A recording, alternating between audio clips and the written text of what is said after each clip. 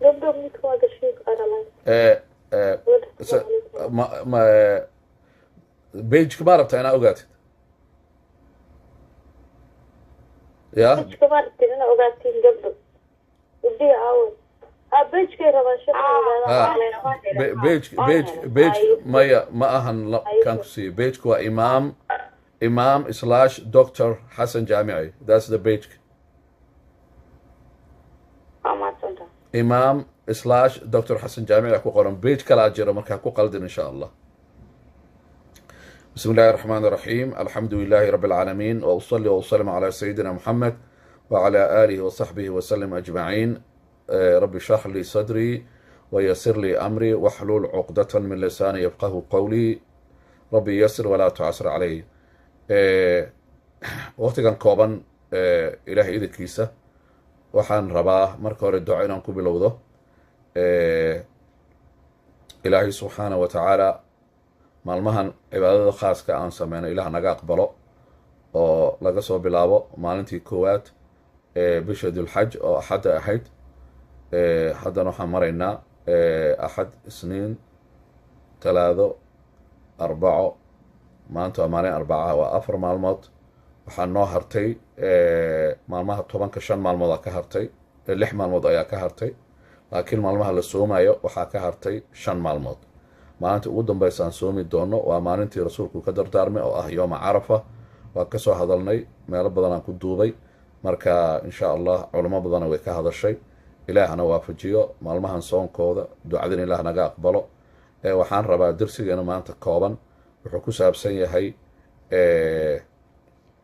10 calaamadood oo culummada ay soo ururiyeen ay yiraahdeen haddaa isku aragto 10 calaamadood ogow ilaahay waa ku jecel yahay inaad faraxdo waaye inaad niyo jabto ma ahan inkastoo calaamado qaarkood laga yaabo inaad ka walwasho haddaad isku aragto laakiin 10 calaamadood haddaad aragto oo aad isku aragto ilaahay waa ku jecel yahay 10kaasi ayaan marka hal u sheegayaa calaamada koobaad oo muujinayso ilaahay inuu ku jeclaaday waxa waaye at-taqwa haddaa isku aragto qof cabsi badan inaad tahay oo cabsi badan waxaan ula jeedaa cabsidii bani aadamka maaha waa cabsidii ilaahay qof cabsi badan oo ilaahay ka cabsanayo oo wax alle wixii ilaahay uu amrayna ku degdegayo wax alle wixii ilaahay uu xaramina ka cararayo wixii macsi ah ama dembi ah ama ha ahaato wax lagu hadlo ama ha ahaato wax la dhageysto sida heesaha oo kale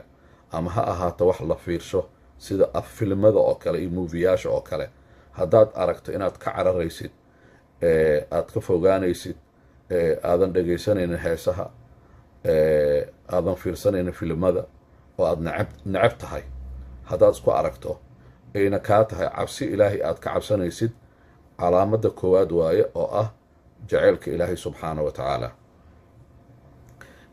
ilaahay subxaanahu wa tacaalaana aayad qur-aan ayaa wuxuu ku leeyahay fi suurati ali cimraan aayadda 76 ilaahay wuxuu leeyahay balaa man awfaa bicahdihi wattaqaa fa ina allaha yuxibu lmuttaqiin aayaddaas macnaheeda waxaa waaye iyadoo kooban ilaahay wuxuu leeyahay subxaanahu wa tacaala qofkii balamada oofiya khaasatan balamada ilaahay subxaanahu wa tacaala qofkii oofiya ilaahay balamo badan ayuuna weydiistay maalan ilaahay wuxuuna amray wuxuu dhahay ii balan qaada 5 waqti inaad i hor imaanaysaan qofkii oofiya ilaahay wuxuu dhahay ii balan qaada bisha ramadaan markay timaado inaad soomaysaan ilaahay wuxuu yidhi ii balan qaada lacag idinku filan haddaa heshaan in lacag igu filan haddaa heshaan wax yar 1 daqiiqo siiya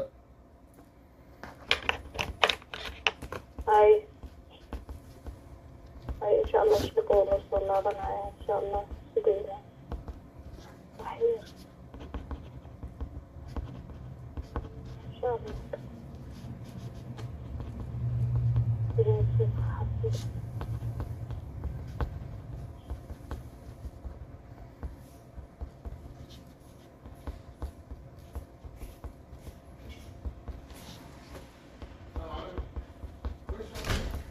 That's it. Institute? Institute, right? Okay. This is okay.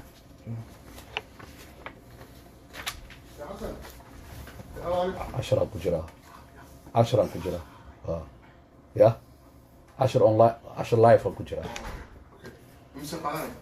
نص ساعة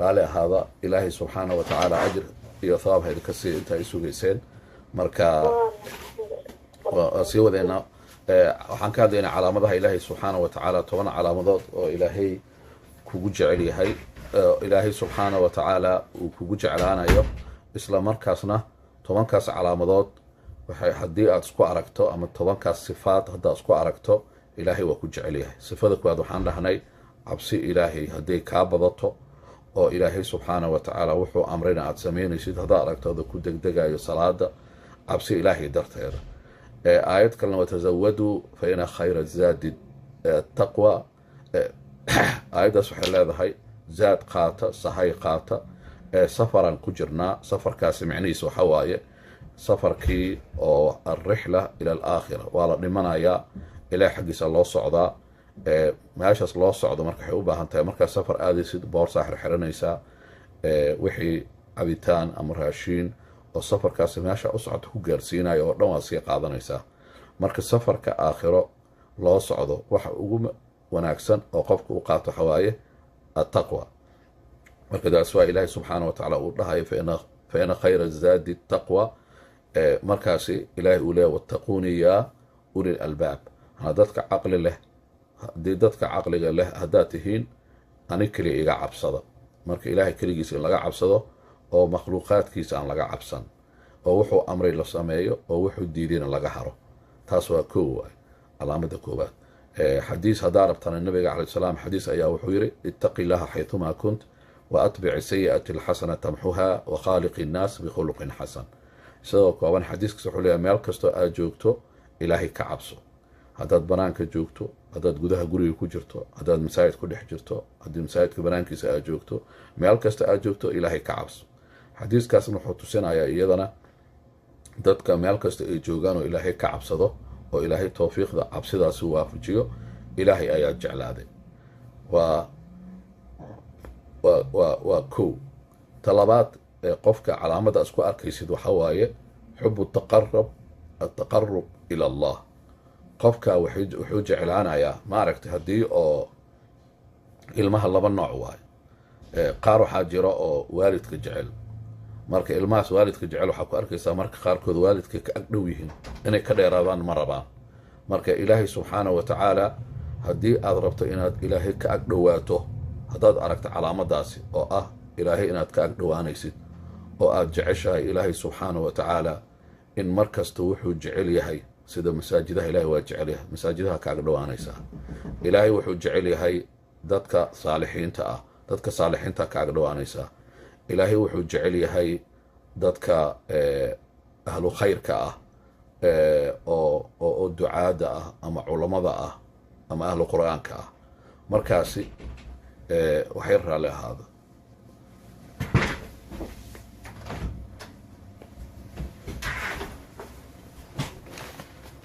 sorry about that ilaahay subxaana wa tacaala wuxuu jecel yahay dadka qur-aanka ku mashquulsan sunnada nabiga ku mashquulsan marka haddii dadkaas aad ka adhowaanaysid waa ilaahay subxaana wa tacaala calaamada ku tusinayo ilaahay subxaana wa tacaala inuu ku jeclaaday haddii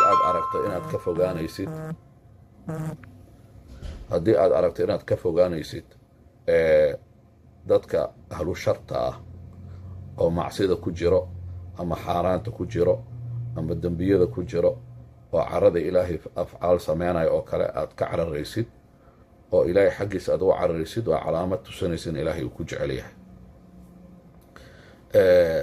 rasuulka calayhi salaam xadiiskiisa intaan idiin sheegin aayad qur-aan ayaa jirta ilaahay uu dhahay yaa ayuha aladiina aamanuu atiicu llaha wa atiicu rasuula wa uli lamri minkum aayaddaas waxay amraysaa in ilaahay la adeeco oo rasuulkiisa la adeeco iyo ulul amarka waxaa lagu tilmaamay culummada tafaasiirta qaarkood waxay ku tilmaameen madaxda ilaahay daacadda u ah oo ilaahay ku xiran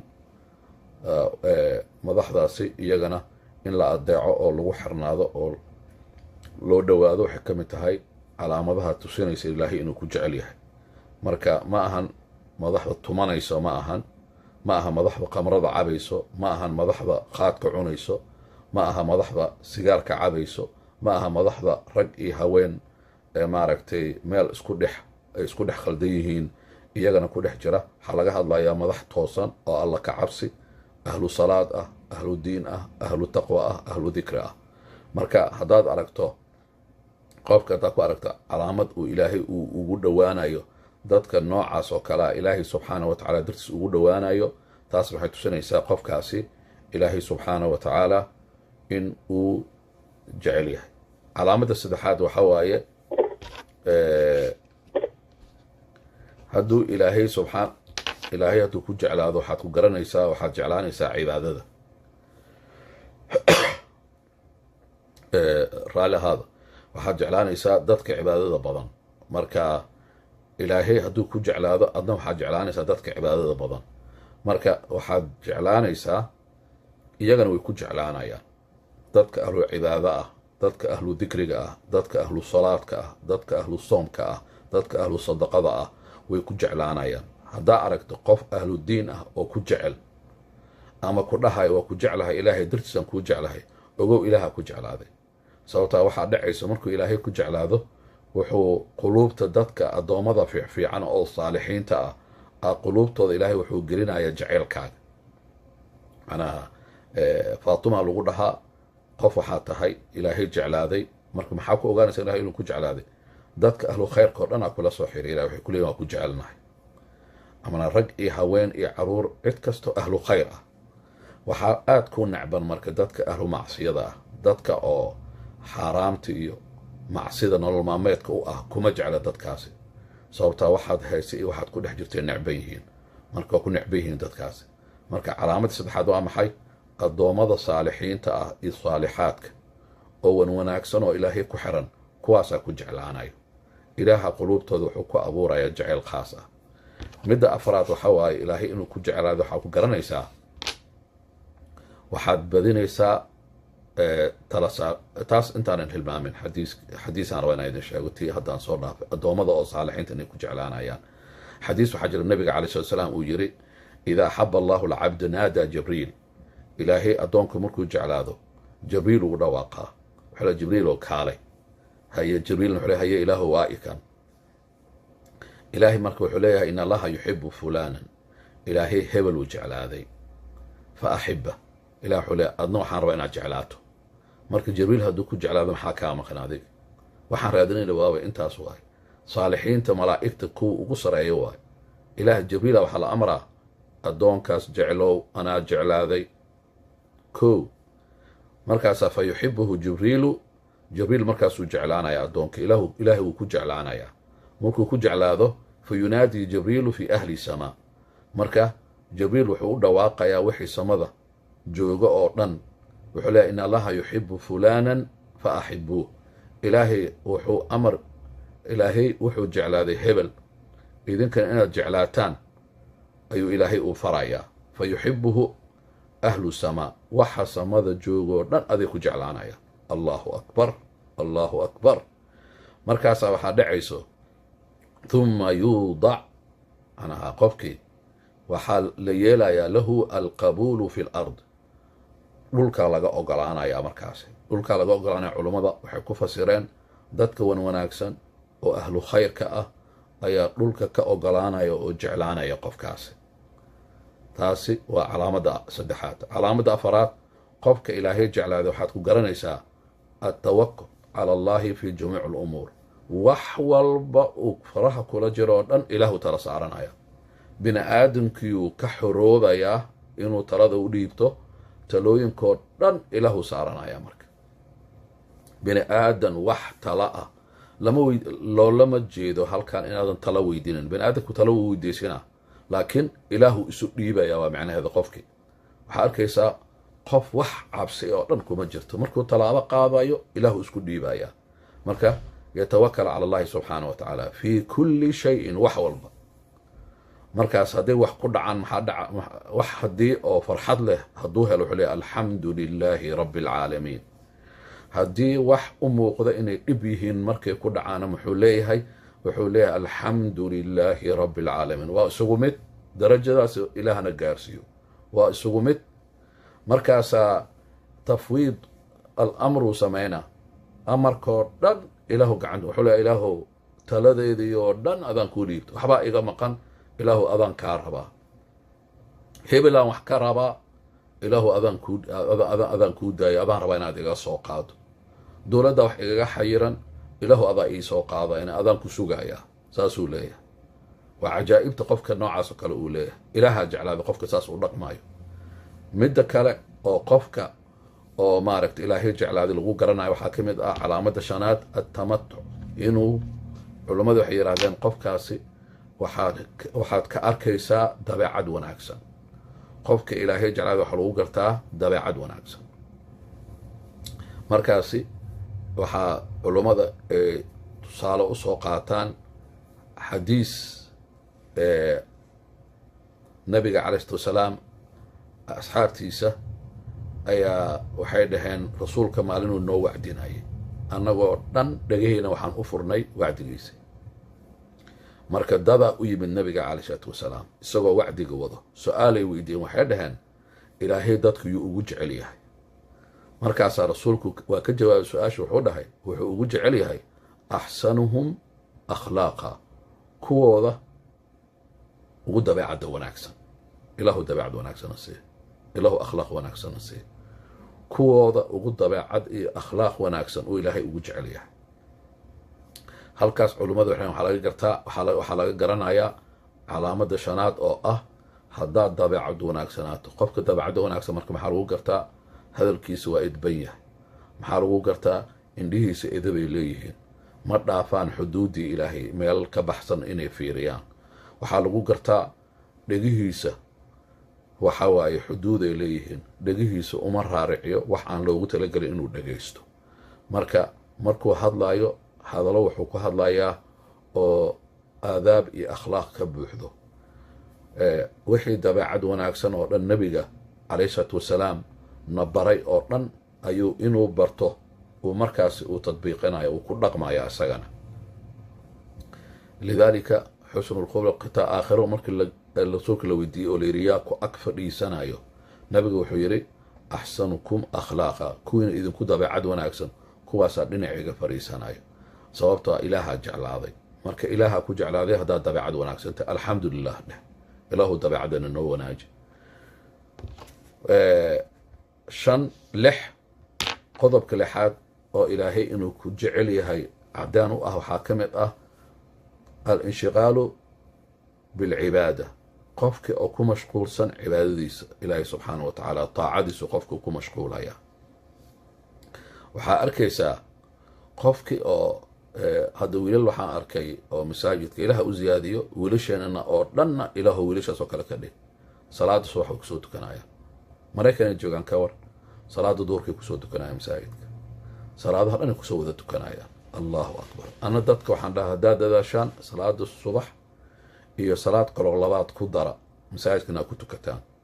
wiilashaan dhalinyaro waaye, dhowr wiilal waaye, waa kooban yihiin ilaa 7 meelahaas waaye, 5 ilaa 7 masaajidka waqti kastay ku arkaysaa. haddana waxaa kaaga sii daran maraykankay joogaan, inta duruus aan akhriyo dhan way xaadiraan. 5 cashar oo kala duwan aan akhriyo, mid aan sabtiga akhriyo, mid aan axadda akhriyo, mid oo khamiista aan akhriyo, iyo fajirka salaada subaxa kadib cashar kasta aan akhriyo, way fadhiyaan. waxay ku mashquulsan yihiin markii aan wardinayo way wardinayaan. marka halkan marka culummada waxay yidhaahdeen haddaa aragto qof ku mashquulsan ilaahay daacadiisii cibaadadiisii, qofkaasi ilaahaa jeclaaday, tawfiiq uu haystaa. macnaa qofka cagsiga ah waxa waaye oo ilaahay uu caroonayo cagsigeeda, qof ku mashquulsan waxa shaydaan uu jecel yahay haddaa aragto, oo har iyo habeen ama heesuu ku dhex jiraa, ama heesuu dhegaysanayaa, ama drugs ayuu ku dhex jiraa, ama khamruu cabaaya, ama qaaduu u fadhiyaa. haddaa aragto qof wax ilaahay ka caroonayo ku mashquulsan, qofkaasi ilaahay subxaana wa tacaala jaceylkiisa waa laga fogeeyey.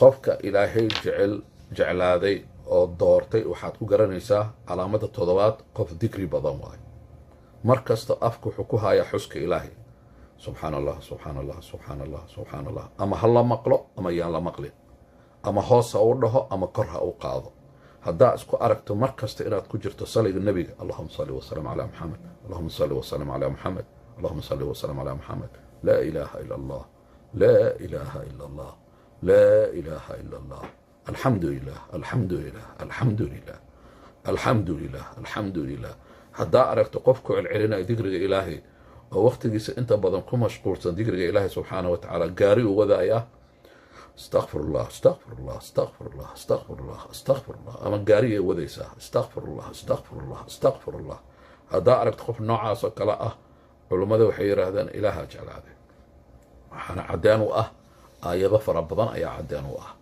ilaahay subxaanahu wa tacaalana wuxuu qur-aanku leeyahay fadkuruunii adkurkum ana ixusa digrigayga badiya anna waa idin xusaaya waa idin jeclaanaya waaye culammada saasay ku fasireen haddaa rabto inaa idin jeclaado haddaba haddaa adiga banaanka istaagto oo qof magaciisa aad ku celceliso qofkaas waa ku jeclaanaya haddaa mar kasta qofkaas magaciisa ku celcelinaysid qofkaas ku hadda kuwa heesaayaasha kuwa heeso oo kale oo stariska waxaas iyo kuwa waxaa jira kuwa xitaa magacooda la baxayaan ama kuwa filmada jilo oo kale marka laakiin qofka oo ahlu khayrka ah oo ilaahay jeclaad waxaa ku garanaysaa ilaahuu sheegsheegaa nebi maxamed uu sheegsheegaa saas waa carabkiisa ama ilaahuu xusaayaa ama nebiguu xusaayaa calayhi salaatu wasalaam nebiga calayhi salatu wasalaam wuxuu yidhi xadiis cajiib badan ina allaha idaa axaba cabdan ilaahay hadduu addoon jeclaado istacmalahu wuu shaqaalaysiiyaa markaasaa qaaluu asxaabtu way hadleen waxay dhaheen su-aalay weydiyen waxay dhaheen rasuulka ilaahow kayfa yastacmiluhu yaa rasuula allah rasuulka ilaahow sidee qofkaasuu u shaqaalaysiiyaa kawan ilahay hadduu shaqaale kaa dhigo hadda kambaniyaasha ugu waaweyn hadday shaqaale kaa dhigaan kambaniyaasha ugu waaweyn hadday ku shaqaalaysiiyaan dadku way faanaan hadda inta waxaa jira kambaniyo aad u waaweynaa jira aad loo yaqaano 3M iyo oo caan ah oo lacago badan bixiya oo aad loo yaqaano qofka ka shaqeeya aadaa loo ixtiraamaa kasoo qaad qofka ka shaqeeya white houseka maraykanka oo kale xitaa ku faanaa isaga wuxuu leeyahay white housean ka shaqeeyaa ka waran qofka ilaahay u shaqeeyo ka waran qofkaasi allahu akbar ilaahaa jeclaaday marka rasuulka calayhi salatu wasalaam waxay yidhahdeen asxaabta oo suurtagal ma tahay ilaahay inuuna shaqaalaysiiyo haa uu dhahay noo sheeg yaa rasuul allah marka rasuulku wuxuu dhahay yuwafiquhu alcamal alsaalix qofkaasaa ilaahay wuxuu waafajinayaa camal wanaagsan qabla almowti intuusan dhiman ka hor macnaa intuusan dhiman ka hor qofkaas wuxuu bilaabayaa camal saalix ah inuu ku mashquulo camalkaas saalixa isagoo ku mashquulsan uuba ku dhimanaya markaas ilaahu naga dhig ilaahu naga dhig ilaahu naga dhig ilaahu acmaasha suuban kuwa aa waafajiso oo aad ku khatimto noloshooda ilaahu naga yeel yaa rab alcaalamiin ama anagoo tukanayno ama anagoo wardinayno ama anagoo qur-aan akrinayno ama anagoo khayr ka shaqaynayno oo dad khayr ah ama aan duruus dhigayno ilaahu ninaa wuxuu dhahay waxaan jeclaha inaan dhinto anoo cashar akrinaayo markaasa intaas kalimaa ilaahay wuxuu ugu daray madiine inay aheedaan umaleynaa meel sacuudiga ka mid a meelaha barakaysan asoo cashar akrinaayo uu kursigii ka dhacay waa loo soo orday waa dhintay qalab nin kalena wuxuu weydiistay oo culummada reer masar ka mid ah xore waxaan jeclahay anoo salaad ku jira inaan dhinto ilaahu manaa wuxuu markaasi ilaaha shaqaalaysiiyey daaciyuu ahaa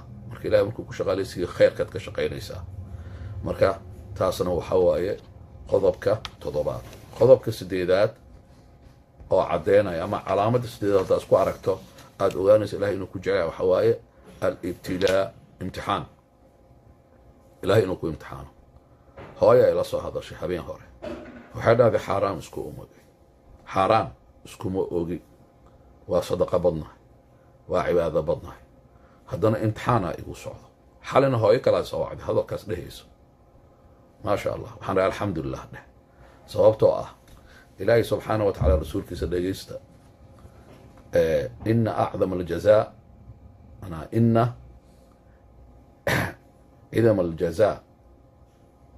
عدم الجزاء مع عدم البلاء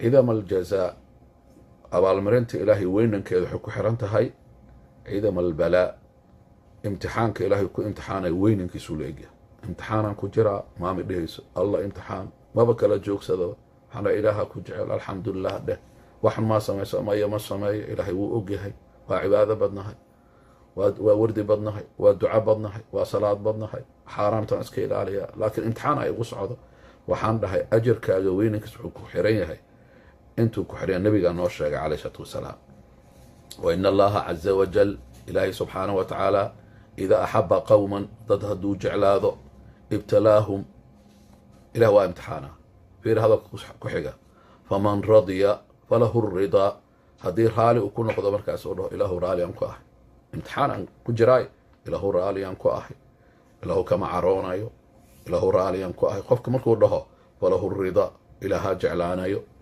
ilaaha raali ka noqonayo waman sakita qofkii xanaaqa carooda ama qaar way soo dilaan gabadha waxa la sheegaa meel iska soo tuurtay qofkii saa sameeya falahu sakh ama sukt cara ilaahi ayaa qofkaasi u habboonaatay cara ilaaha ku dhacayso waa macnaheeda marka weliga ha ka caroon haddii imtixaan uu kugu socdo adoo wanaag sameynayo adoo khayr ku jiro adoo sadaqa bixinayo adoo cibaado badan adoo dikri badan haddaa aragto imtixaanaadkaasi waxaad leedahay alxamdu lilaahi rabbi alcaalamiin xadiis kalaa jiro rasuulka calayhi salaam su-aal ayaa la weydiiyey sacd ibnu waqaas ayuu ahaa wuxuu dhaha yaa rasuul allah ayu naas ashaddu balaa'an manaha dadka yaa ugu imtixaan badan oo aada loo imtixaanaa markaasaa rasuulku wuxuu yidhi alambiyaa markaasa rasuulku uu sii wada wuxuu dhahay ambiyadaa loogu imtixaan iyaga aada loo imtixaana waa aragta nabiga wax imtixaan la mariy dilaa lagu xukumay wax loo reebtay malahan isagoo salaad ku jiro sujuudsan oo ilaahay u sujuudsan ayaa caloosha iyo waxyaalaha oo la dhibsado oo xayawaanka ama xoolaha in laga soo qaaday uusta waxyaalaha la yidhaahdo kale oo la tuuro xitaa madax laga saaray faatima aragtay way oysay iyadaa ka qaaday rasuulku wuxuu dhahay waxba ha walwalin imtixaana igu socdo waxba ha walwalin nabiga calayhi salaam waxaan lagu samaynin malaha gacantaa loola tegay rasuulka calayhi salaam rasuulku waa la dhaawacay ilkihiisaa wax gaareen wejigiisa dhiigaa ku dararsaday waxaasoo imtixaan uu maray oo dhan ambiyadu ka mid ahaa wuxuu yidhi ambiyada ugu imtixaan badan markaasaa wuxuu yidhi rasuulka calayhi salaam uma alamthal faalamthal kuwa iyaga oo kale la mid ah ambiyada hadda isku ekaysiiso oo waddadoodii aad raacdo markaasaa ilaahay imtixaankaa kugu badnaanaya markaas ha ka cabsan imtixaankaa kugu badnaanaya markaasaa rasuulka calayhi salaam wuxuu yidhi yubtalaa arajulu qofkii waa la imtixaanayaa uu dhahay nabiga calayhi salaatu wasalaam waxaa lagu imtixaanayaa calaa xasbi diinihi diintiisa intay la eg tahay ku dhaqanka ilaahay kitaabkiisa uu ku dhaqmaayo iyo sunnada intay la eg tahay oo imtixaanaa soo waajahay uu dhahay rasuulka fain kaana diinuhu sulbaa ishtadda balaa'uhu hadduu diinta ku adag yahay imtixaankaa ku badnaanayo qofkaasi wain kaana fii diinih riq ubtiliya calaa xasbi diinih haddii qofka diinta ku jilicsan uu yahay waxaa markaasi la imtixaanayaa inta ku dhaqanka diintiisa ay la eg tahay markaasaa rasuulku wuxuu yidhi qofka imtixaan kama dhammaado imtixaan ayaa ku soconaya qofka mu'minka ilaahay doortay ilaa markaasi uu dhulka dushiisa uu ku socdo walaysa calayhi khatii'a isagoo dembi la-aan ah allahu akbar maamadii xalay dembi dhaafaan ugu duceeyey ilaahayaa dembigeeda tirtiraayo dembigaa la dhaafayaa dembigaa lagaa dhaafayaa adoo qurux badan oo nuurayo oo dembi la-aan ah aakhiro ilaahay hortiisa imaanaysa allahu akbar allahu akbar waa la soo nadiifiyey qofkii waxay ka mid tahay min calaamaati xub illaah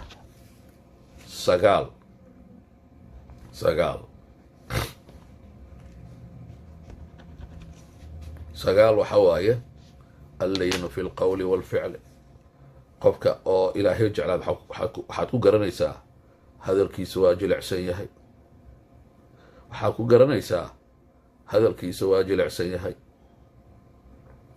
ficilkiisa waa jilicsan yahay. macnaa hadalkiisa waa jilicsan yahay waxaa loola jeedaa sida nabiga calay salaam fabimaa raxmatan min allahi linta lahum. ilaahay subxaana wa tacaala rasuulkiisu ka sheekeeyey, wuxuu dhahay jiljallaca aad u jilicsan tahay dadka, carabkaaga u jilicsan yahay, gacantaada ay jilicsan tahay, ayaa waxaa keentay in dadkao dhan ay waduud kuu noqdaan, ay ku jeclaadaan. walow kunta fadan ghalida alqalb lam faduu min xawlik, haddaad ahaan lahayd mid adag, carabkiisu uu adag yahay, ficladiisu ay adag yihiin, dhaqamadiisu ay adag yihiin, way kaa kala carara lahaayeen.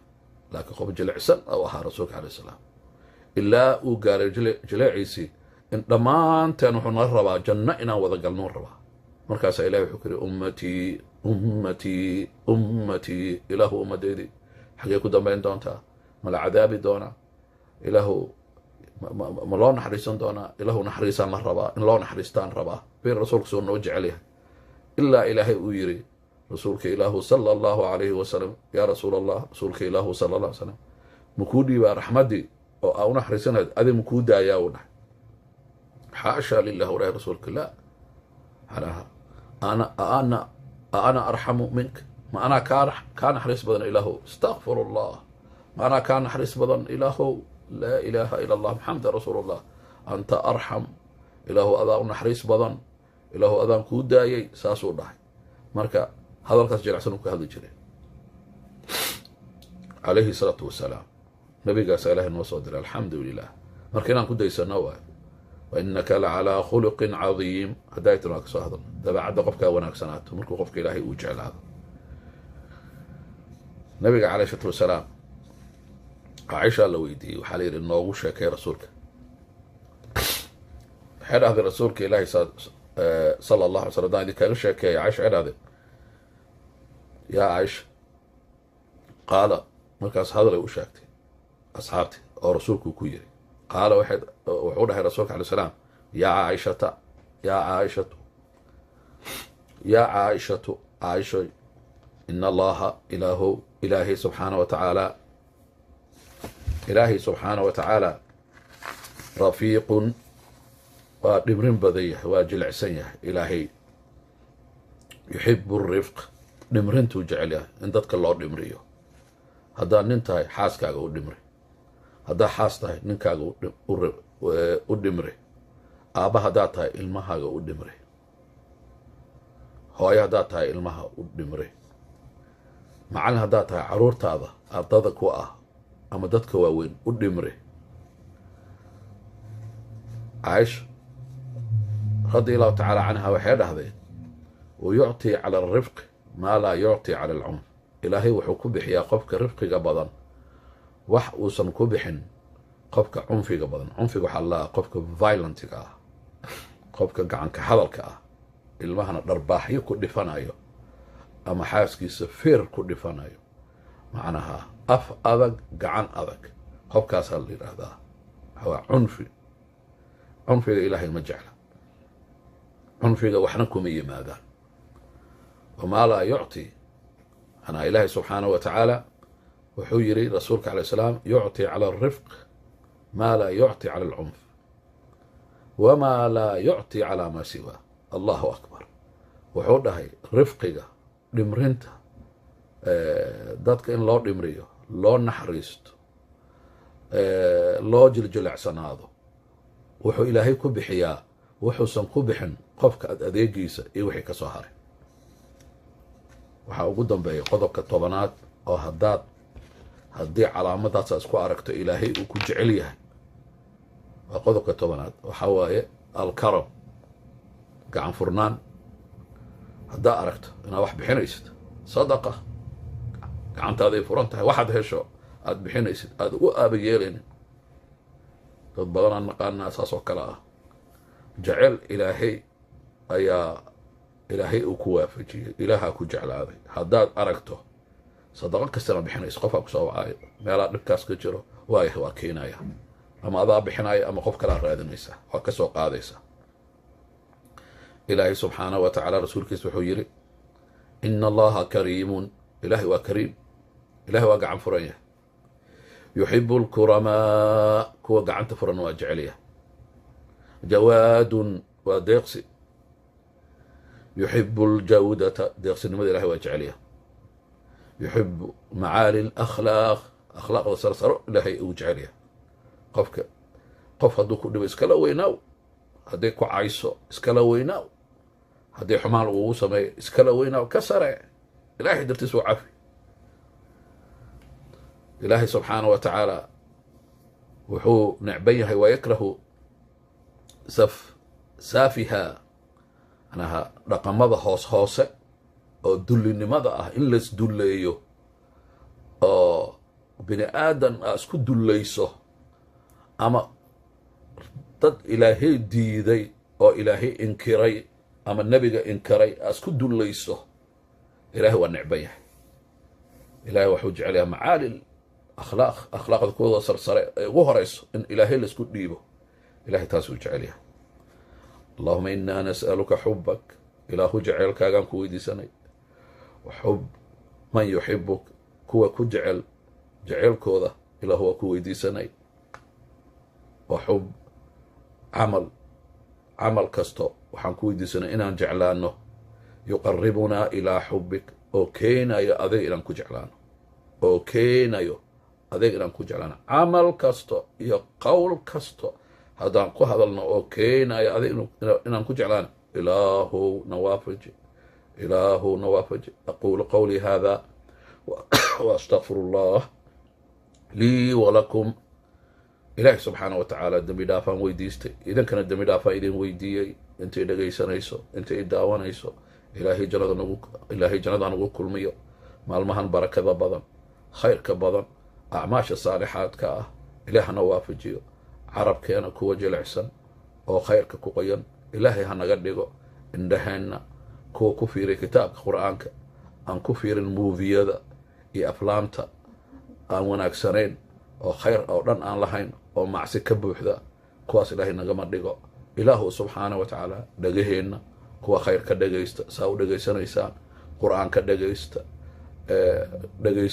muxaadaraadka bini aadanka waxa dan ugu jirto adduun iyo aakhiro dhegaysta, kuwaas ilaahay ha ka dhigo dhegaheenna. ilaahu subxaana wa tacaala waxaadna jeclaysiisaa guriga ilaahay inaan ku badbadanno iyo meel kastoo ilaahay uu jecel yahay, sida kulamada khayrka ah, muxaadaraadka, diinta meesha lagu barto, lagu faafinayo. ilaahu subxaana wa tacaala ilmaheena noo badbaadi. ilaahu baariyaal ka yeel, ilaahu kuwa baariyaal ah ka yeel, ilaahu baariyaal ka yeel. ilaahu carabkooda noo xifdi, ilaahu indhahooda noo xifdi, ilaahu dhagahooda noo xifdi, ilaahu maskaxdooda noo xifdi, ilaahu quluubtooda xifdi oo nuurul iimaan ka buuxi. ilaahu gacmahooda waxyaalaha xaaraamta iyo macsiyada ka ilaali. ilaahu cagahooda noo xifdi. ilaahu kuwa beytka ilaahay jecel ka yeel, kuwa qur'aanka jecel ka yeel, kuwa nebi maxamed jecel ka yeel. ilaahu kuwa necban dadka heesaayaasha ah iyo fanaaniinta iyo wax ale istaariska oo dadka sharta iyo bilaayada iyo macsiyada iyo magacyadooda kuwa necban ilaahu ka yeel. ilaahu subxaanahu wa tacaala waxaan ku weydiisanaynaa annagoo dhan saad halkaa noogu soo kulmisay, ilaahu jannada nagu kulmay adagoo nacafiyey. adduunka markaan ka baxayno sidii hadaayat xadiiskii oo kale, annagoo dembi aan lahayn oo dhan kuwa ka baxay adduunka, carabkoodana lagu khatimay kelmadda laa ilaaha ila allah, xubnaheenna aad ku khatimtay annagoo cibaado ku jirna. ilaahu ka yeel. allahuma aamiin, allahuma aamiin. wasalaamu calaykum waraxmat ullaahi wabarakaatuh.